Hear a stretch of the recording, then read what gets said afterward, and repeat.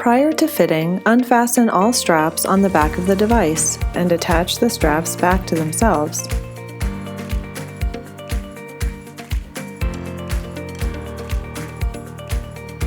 Bend your knee to a 90-degree angle with your foot flat on the floor and place the device on your leg such that the kneecap is centered between the condyle pads.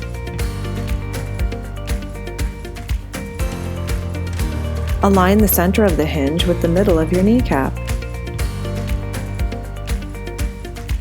Snugly fasten the strap just below the knee first. This strap is located above the calf muscle and aids in the correct positioning of the device to help keep the device in place. Next, snugly fasten the bottom strap by inserting it through the D-ring. Snugly fasten the strap just above the knee.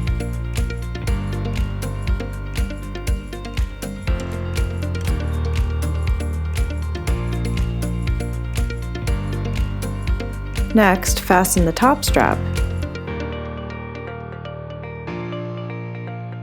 Note, over-tightening the top two straps can cause the device to migrate.